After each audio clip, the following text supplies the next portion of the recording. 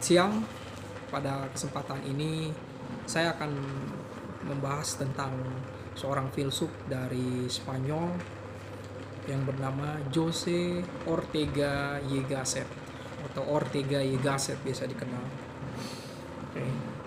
Di antara filsuf-filsuf mutakhir yang kurang begitu dikenal, nama Ortega adalah yang terbesar.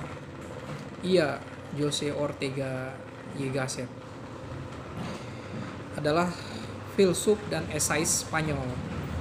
Lahir di Madrid dari keluarga ningrat dan meraih gelar doktor di Universitas Madrid pada tahun 1904.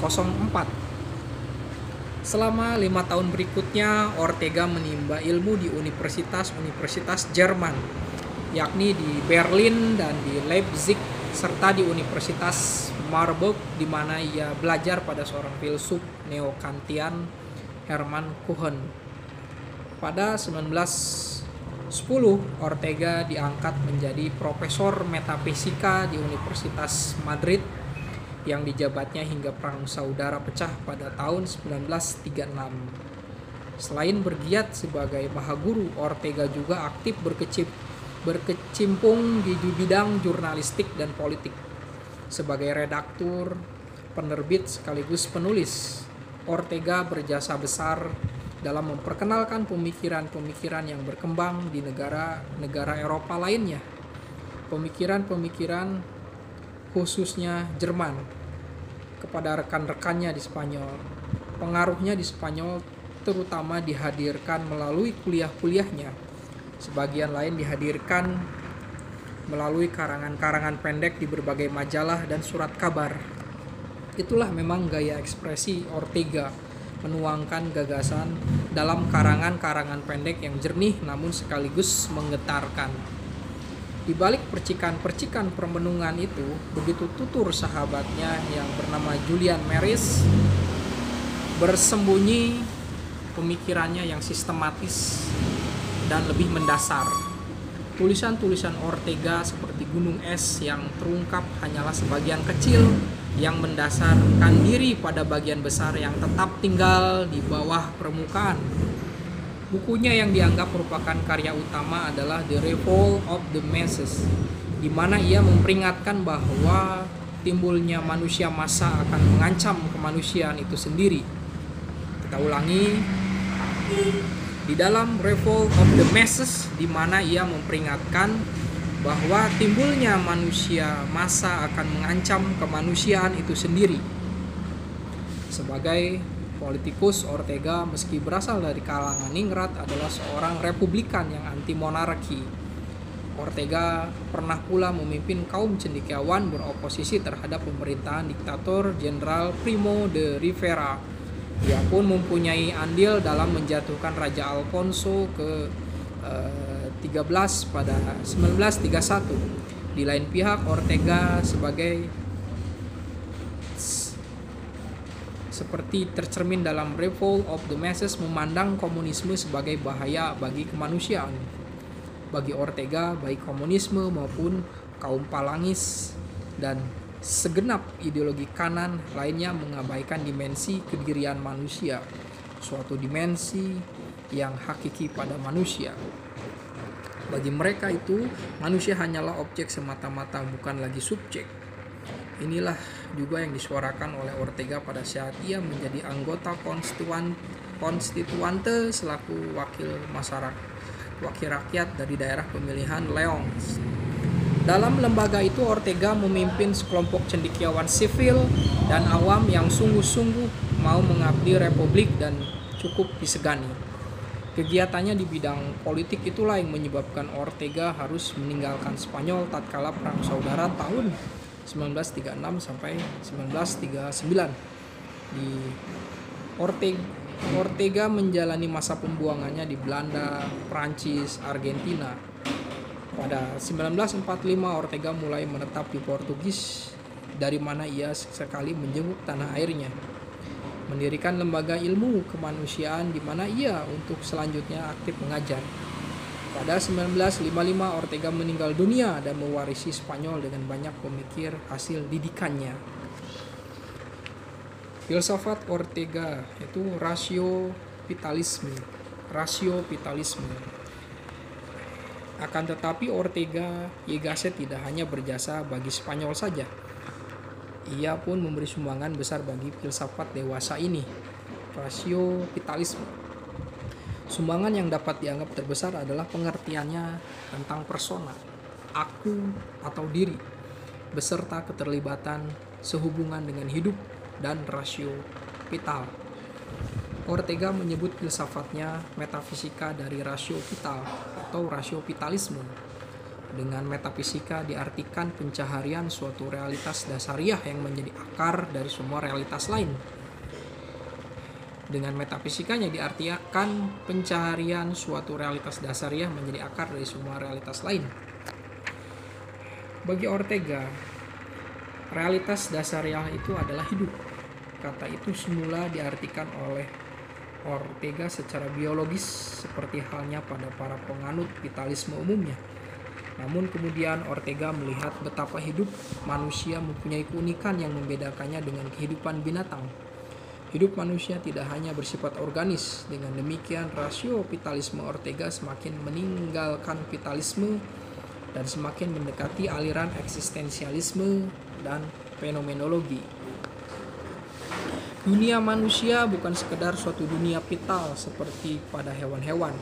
Manusia tidak identik dengan sebuah organisme. Hidupannya lebih dari sekedar peristiwa biologis semata-mata.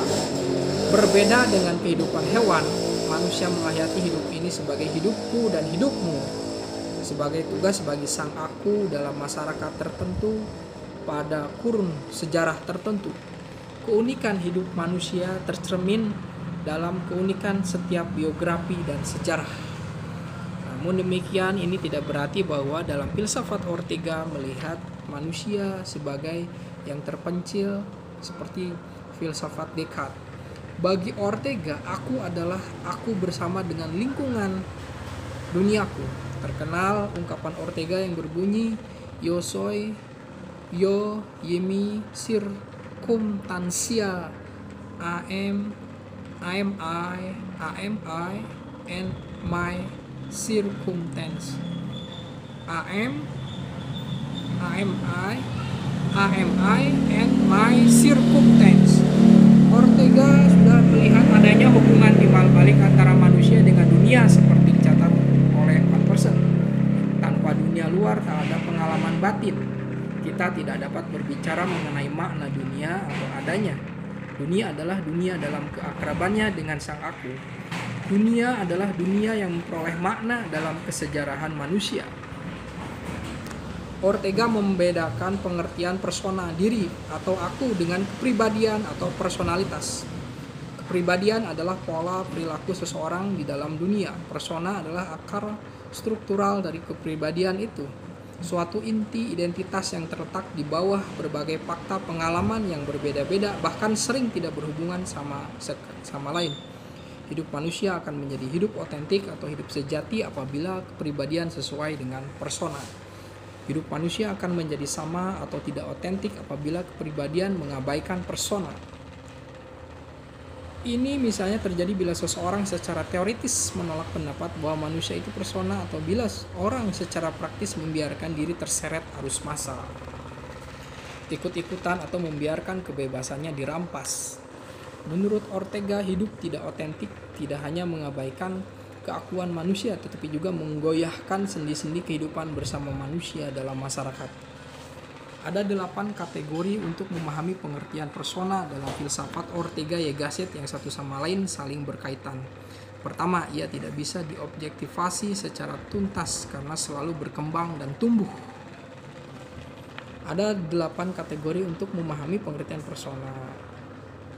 Pertama, ia tidak bisa diobjektivasi secara tuntas karena selalu berkembang dan tumbuh, itu persona.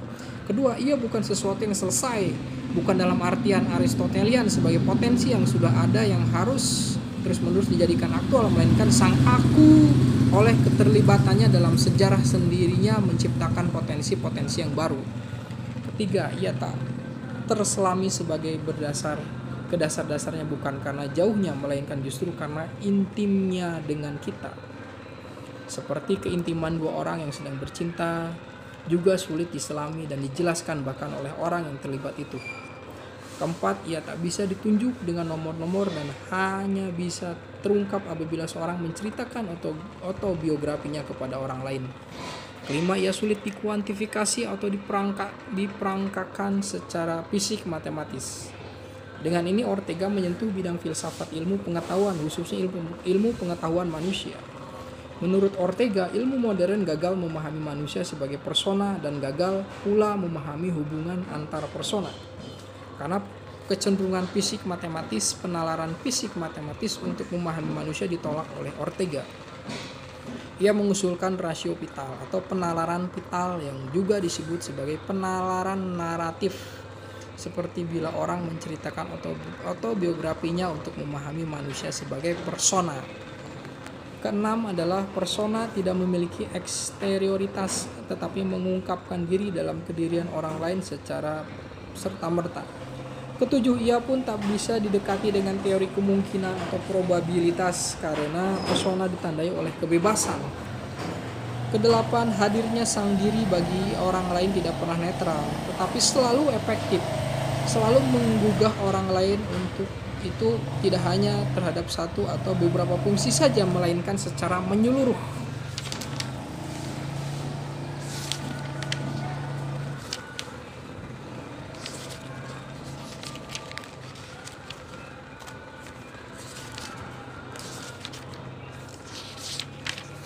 Dari uraian di atas sudah muncul secara sekilas anggapan Ortega mengenai manusia sebagai persona, sebagai inti identitas dan akar kepribadian serta prinsip pemersatu dari dunia lingkungan yang tanpa hadirnya persona akan tetap tinggal seonggok kata yang berkeping-keping tanpa kebertautan satu sama lain.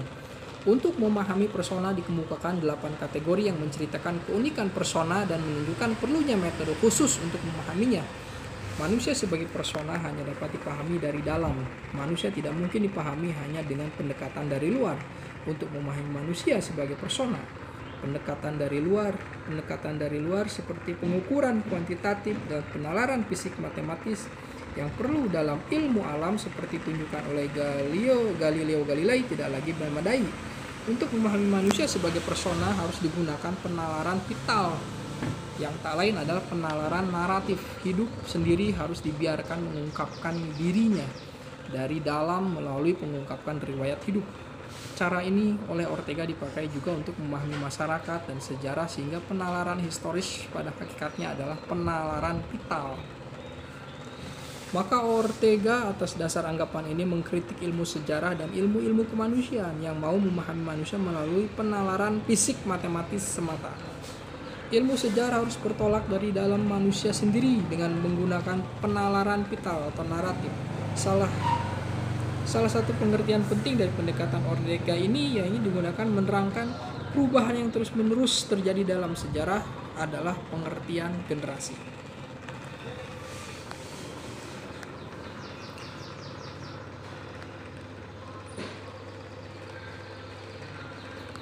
Ortega memulai penalaran historisnya dengan merenungkan riwayat hidup Galileo Galilei, ilmuwan yang pada usia 70 tahun harus berlutut di depan pengadilan gereja di Roma dan dipaksa mengutuk teori Kopernikus. Padahal teori itulah yang memungkinkan ilmu alam berkembang secara modern. Renungan itu diawali dengan pertanyaan Ortega, mengapa tokoh Galileo masih sedemikian menarik padahal ia bukan tokoh kontemporer, bukan tokoh yang hidup sewaktu dengan Ortega. Menurut Ortega, hal itu disebabkan karena Galileo dan juga tokoh-tokoh lain seperti Descartes termasuk dalam hidup Ortega sendiri. Galileo begitu dekat dengannya, akan tetapi bukan dalam perjumpaan di tengah kerumunan massa, melainkan dalam perjumpaan yang intim, dalam perjumpaan muka lawan muka.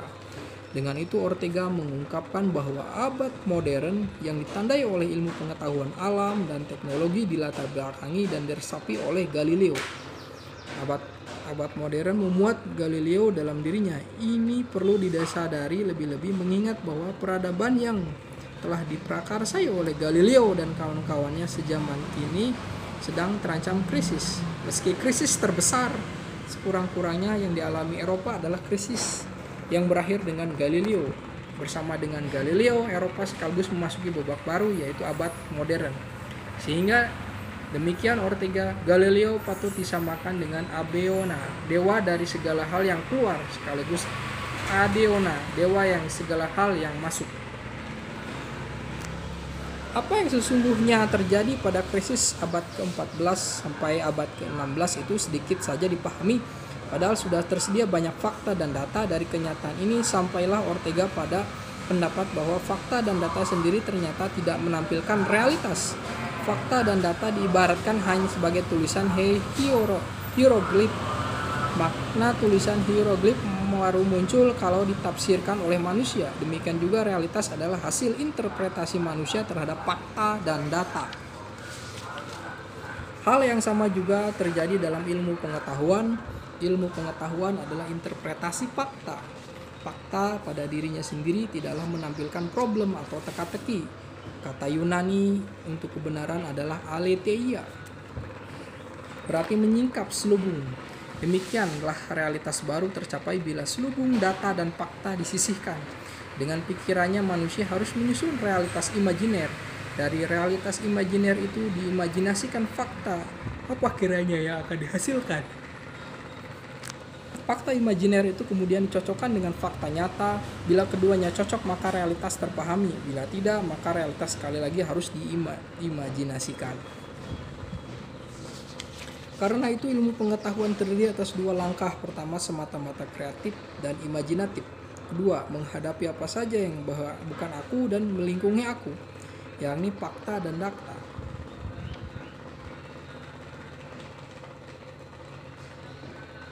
Pertama adalah langkah kreatif dan imajinatif adalah menghadapi apa saja yang bukan aku dan melingkupi aku. Dalam ilmu baru yang tak lain adalah ilmu alam itu, Galileo mulai dengan menyusun realitas imajiner. Demikian Galileo memprakarsai dan meresapi zaman modern ditandai oleh ilmu pengetahuan alam dan teknologi.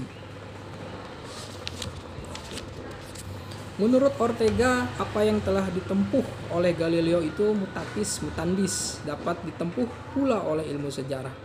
Sejarah adalah ilmu dan ilmu adalah suatu proses konstruksi. Memang sifat imajinatif dari ilmu membuatnya dekat dengan puisi, meski dalam banyak hal yang lain berbeda. Perbedaan itu cukup jelas pada imajinasi Galileo. Berbeda dengan puisi, imajinasi Galileo diungkapkan dalam bahasa yang eksak, jadi matematis. Lalu bagaimana dengan ilmu sejarah yang tak kena mengena dengan matematika? Leopold de Ranke, seorang sejarawan besar dalam perdebatannya dengan para filsuf, pernah berkata, "History proposes to find out how things actually happened." Rumusan ini menurut Ortega, meski dia sangat mengagumi menaruh hormat pada Ranke, kurang memuaskan. Apakah gerhana matahari begitu saja harus dibicarakan oleh ilmu sejarah? Jawabannya tentu tidak. Maka rumusan itu harus ditambah kejadian yang dialami oleh atau mengena manusia. Apakah mengena itu berarti genting jatuh menimpa seorang yang sedang jalan? Rumusan de Ranke itu menurut Ortega menjurus ke empirisme. Secara mendasar, masa lalu manusia akan kehilangan kontinuitas, tanpa struktur, tanpa bentuk, hanya fakta dan data yang berserakan. Menurut Ortega, jelas bahwa apa saja yang terjadi dan menimpa seseorang terjadi dan menimpanya dalam masa hidupnya, ia menjadi fakta dan kehidupan manusia yang menempatkannya dalam kesatuan, sehingga fakta yang manusiawi tak pernah merupakan kejadian lepas, melainkan fungsi dari seluruh kehidupan individual maupun kolektif. Paham fakta kasar dari de Ranke harus dikembalikan kepada kesatuan hidup yang menghidupkan fakta-fakta itu. Maka tugas mendasar dan utama dari ilmu sejarah adalah hermeneutik. Suatu kejadian tak boleh dipahami secara sepotong-potong, melainkan dalam sebuah konteksnya, yaitu kehidupan manusia.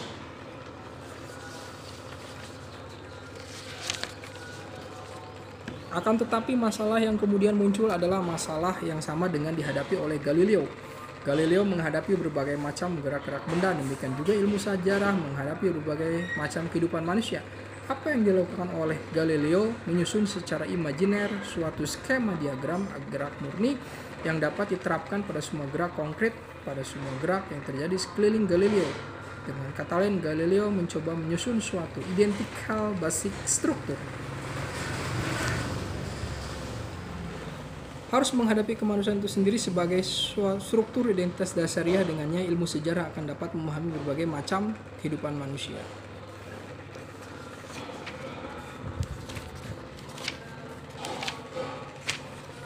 Kalau saja kerja Galileo dalam fisika mau diikuti oleh ilmu sejarah, maka kesamaannya terletak pada satu hal, yaitu rekonstruksi. Akan tetapi sejarah tidak mungkin eksak matematis seperti fisika, karena kalau demikian manusia dianggap tak lebih dari benda fisiokemis seperti misalnya batu. Padahal menurut Ortega ada perbedaan mendasar antara benda fisiokemis dengan manusia. Batu misalnya, untuk menjadi batu tidak perlu mempersoalkannya apa itu batu. Batu adalah sesuatu yang selesai sekali untuk selamanya. Andai kata ada batu diberi kecerdasan, maka kecerdasan itu akan menjadi sesuatu yang ekstrinsik lagi berlebihan. Lagi demikian dengan manusia, untuk menjadi manusia, manusia mau tak mau harus mempersoalkan dirinya, harus mempersoalkan apa itu menjadi manusia. Kecerdasan bagi manusia adalah sesuatu yang intrinsik dan tidak berlebihan. Dalam soal jawab tentang dirinya itu, manusia tak mau harus mempersoalkan juga lingkungan yang mengitari dia. Ia tidak terelakkan manusia karenanya tidak bersoal jawab oleh sebab terelakkan. Manusia karenanya tidak bersoal jawab oleh sebab memiliki bakat dan kecerdasan seperti tercermin dalam ungkapan Homo sapiens. Sebaliknya, hanya karena untuk hidup manusia tak punya pilihan lain selain mempersoalkan diri dan lingkungannya, maka manusia harus terus-menerus menggali, menggiatkan dan mengembangkan semua bakat yang ada padanya, bahkan menciptakan kemungkinan-kemungkinan baru. Tugas tak terelakkan ini adalah hidup. Hakikat hidup adalah sudah berada dalam waktu tertentu, di lingkungan tertentu, di mana manusia menemukan dirinya. Keyakinan fundamental tentang dunia ini penting, karena tanpa itu manusia sendiri menjadi tidak dapat dipahami. Kalau dikaji benar, maka kaum skeptis juga memiliki keyakinan fundamental itu, yakni keyakinan fundamental bahwa keyakinan mereka terhadap adanya dunia semacam itu sama teguhnya dengan keyakinan kaum dogmatis akan adanya dunia yang tak tergoyahkan.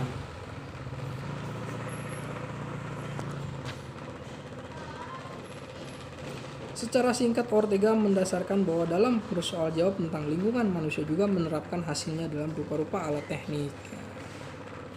Dengan uraian singkat ini, Ortega menunjukkan bahwa dalam kehidupan manusia ada dua fungsi permanen, dua faktor hakiki yang saling mempengaruhi, yaitu ideologi, keyakinan fundamental, dan teknologi. Masalah ilmu sejarah bukan lagi bagaimana manusia satu sama lain berbeda-beda, melainkan bagaimana struktur objektif kehidupan bisa bermacam-macam. Dalam hal ini, pertanyaan paling mendasar adalah bagaimana, kapan, dan kenapa kehidupan berubah.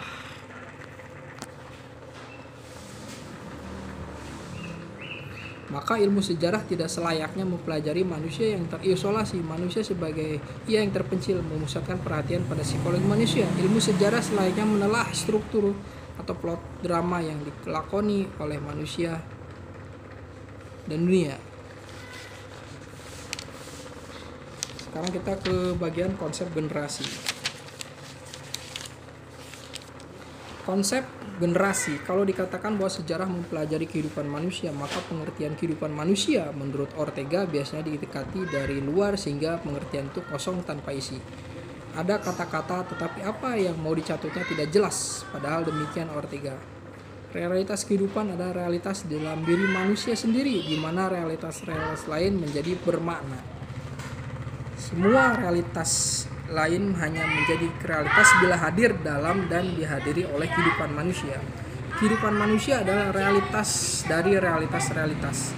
Maka realitas kehidupan tidak mungkin didekati dari luar. Dia harus dimengerti dan dari dalam kehidupan itu sendiri. Hanya jika kehidupan dimengerti dari dalam kehidupan itu sendiri, maka orang dapat mengungkapkan dinamikanya.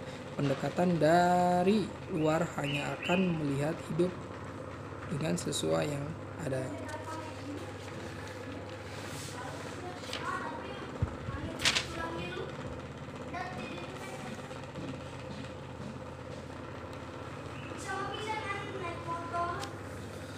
Manusia harus terus-menerus berjuang untuk terus mengada, terus-menerus mempertahankan keberadaannya. Hidup memang pada awalnya tidak kita pilih, hanya kita terima begitu saja. Namun sesudah itu hidup hanya terus berlangsung sebagai hasil keputusan terus-menerus untuk tidak meniadakannya, bahkan untuk mempertahankannya, dan kemungkinan tiada.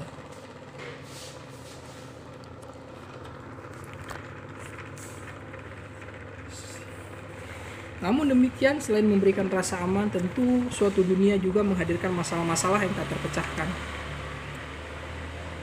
Usaha untuk memecahkan masalah-masalah ini menyebabkan orang harus melakukan modifikasi pada dunia, harus menyusun suatu dunia yang baru, padahal setiap perubahan dalam dunia, dalam horizon vital, mengubah struktur drama di kehidupan.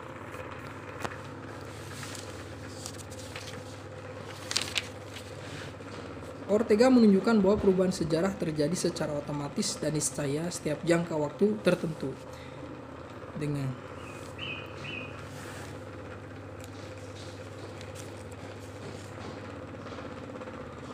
nyatalah bahwa menurut Ortega anakronisme itu menggerakkan sejarah.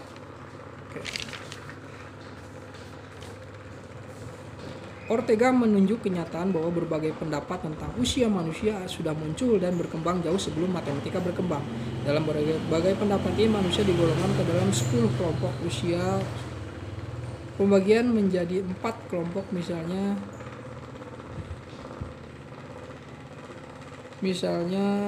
ditemukan dalam fabel Aesopus di timur atau Aristoteles di barat. Faktor utama yang menentukan sejarah adalah semangat zaman atau keyakinan fundamental kolektif beserta modifikasinya. Menurut Ortega, setiap generasi melakukan modifikasi terhadap semangat zaman.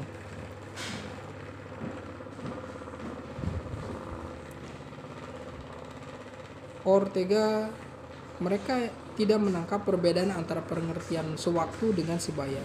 Hari ini membuat beberapa kelompok usia mereka yang hidup sewaktu terdiri dari kelompok orang sebaya. Setiap generasi senantiasa memuat generasi sebelumnya, dan gambaran vertikal seperti pemain akrobatik yang berada di tempat teratas tapi sekaligus bertempur pada pemain lain-lainnya.